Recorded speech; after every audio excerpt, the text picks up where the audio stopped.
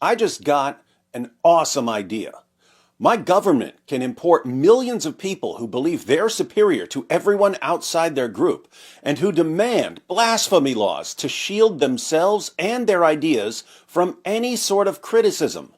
Then my government can give these people what they want, destroy my ability to criticize ideas I find dangerous and stupid, and turn me into a second-class citizen in my own country. Pretty cool idea, right?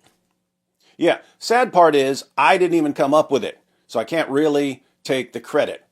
I got this idea from the cowards and traitors who run the UK.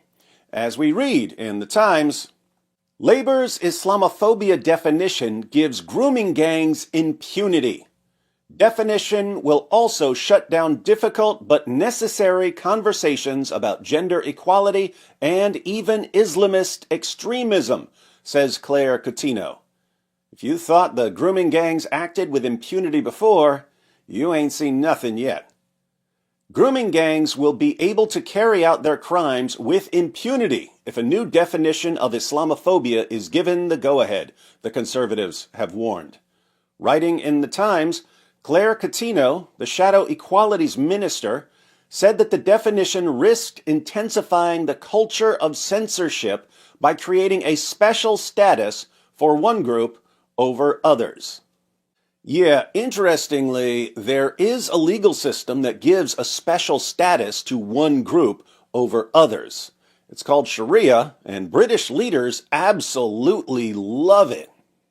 She claimed that Labour was only pressing ahead with the new definition to stave off the threat posed by pro-Gaza candidates at the next election.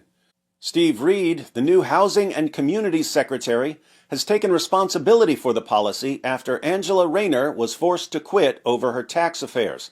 In 2021, Reed, who was then Shadow Local Government Secretary, wrote to all Labour local authority leaders, urging them to implement a definition of Islamophobia drawn up by MPs.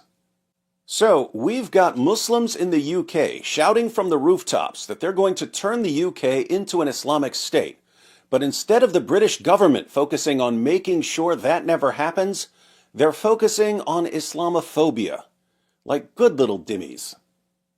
Several Labour authorities, including Telford and Wrekin, Ipswich, Kirklees, and Wakefield, subsequently did so.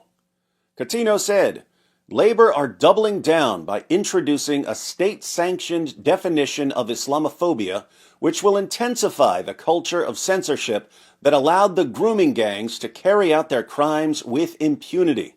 An official definition of Islamophobia, specifically designed to be adopted by our institutions and public services, will shut down difficult but necessary conversations about grooming gangs, gender equality, and even Islamist extremism. It would create a special status for one group above others, which risks further breeding resentment and making our community cohesion problems worse. So, she's concerned not only that the new definition of Islamophobia will protect the grooming gangs, but also that it will cause more resentment and make community cohesion worse. In other words, the government officially defines Islamophobia, and people are no longer allowed to criticize Islam. This builds resentment, so people will want to criticize Islam even more, and the government will have to crack down even harder on Islamophobes. This builds more resentment, and so on. But what's the definition of Islamophobia they've been working on? The Spectator reports, many people have been warning for some time about the perilous consequences of introducing an official definition of Islamophobia to this country, specifically in regard to its potential to curtail free speech and reintroduce de facto blasphemy laws. But it's taken a leading KC, an advisor to the Attorney General, Lord Hermer no less, to remind us of a further danger, the likelihood that it will deter police from investigating Muslim suspects or offenders for fear of accusations of racism. As reported in the Daily Telegraph today, Tom Cross KC has said it was reasonable to suppose that such a definition would in practice be relied on in objecting to the use of powers by the police and security services to investigate persons who happen to be Muslim for criminal offenses, including of the most serious, violent, or sexual nature. Cross added that a new state-endorsed definition of Islamophobia could also be used to rewrite hate crime and harassment laws. If a Muslim is breaking the law, but he says it's what his religion teaches, police are going to be too scared to stop him, so Muslims will get a free pass. Hasn't the UK been down this road already? Why are they trying to make it worse? His misgivings are well-founded. The current definition of Islamophobia, as yet to be ratified by a working group commissioned in March by Angela Rayner and headed by former Conservative Attorney General Dominic Grieve KC, is fraught with future peril. This is because it fatally conflates Islam, the religion, with the ethnic minority of most people in this country raised in that faith.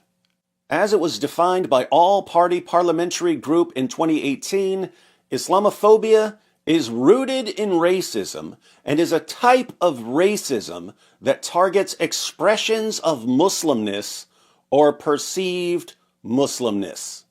That cynical definition sought to shield both Islam and Muslims from criticism, and there's little reason to believe that the current working group will deviate from it when it reaches its conclusion. Islamophobia is rooted in racism and is a type of racism that targets expressions of Muslimness or perceived Muslimness.